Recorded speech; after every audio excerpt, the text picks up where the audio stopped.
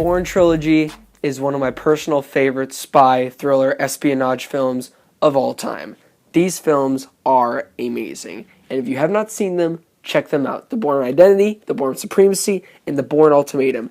And you can exclude The Bourne Legacy any day. So after about 9 years, ever since the events of The Bourne Ultimatum, it is the journey of Jason Bourne continuing, also known as David Webb.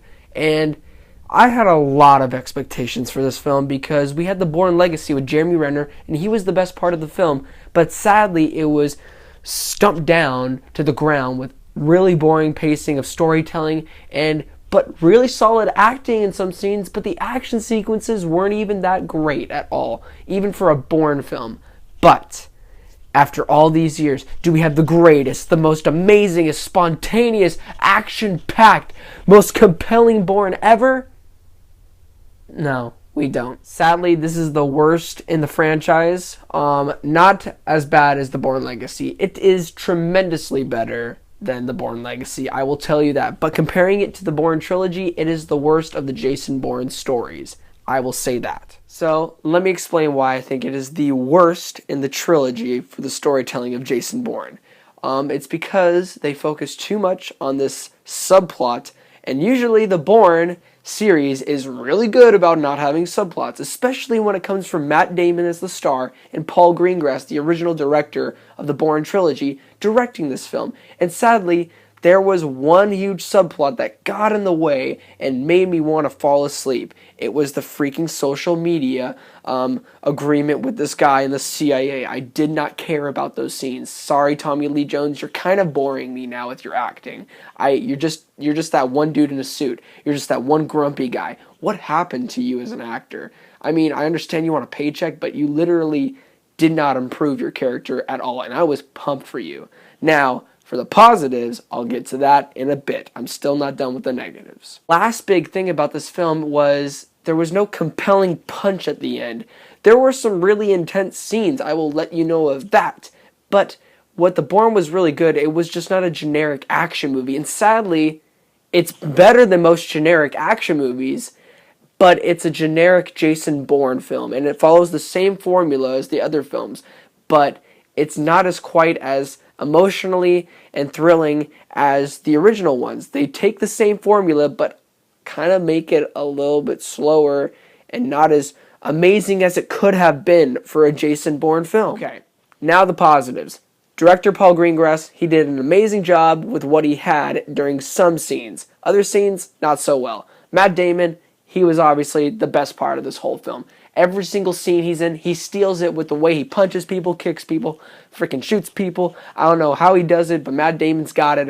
However old he is, he's amazing. I love him. I love him as an actor. I wish he had some more lines, though. That was my personal opinion, because he literally was just doing this the whole time.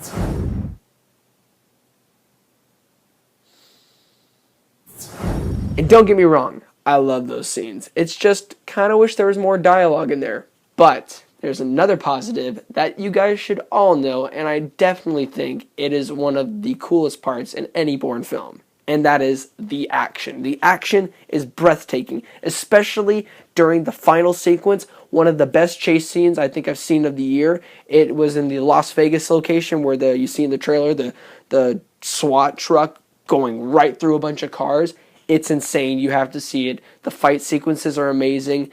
I love the hand-on-hand combat that every single time Jason Bourne fights somebody, it is how you are supposed to do a shaky cam sequence, not like today's action movies. Another quick positive for you is the new cast, except for Tommy Lee Jones. And the new cast I'm also including for the positives is Alicia Vikander and the new rival assassin in the Bourne movie. He did not disappoint. He's probably personally one of my favorite assassins in the Bourne trilogy. Well, the Bourne whatever it's called, I don't even know. I don't even know if they're still counting Bourne Legacy.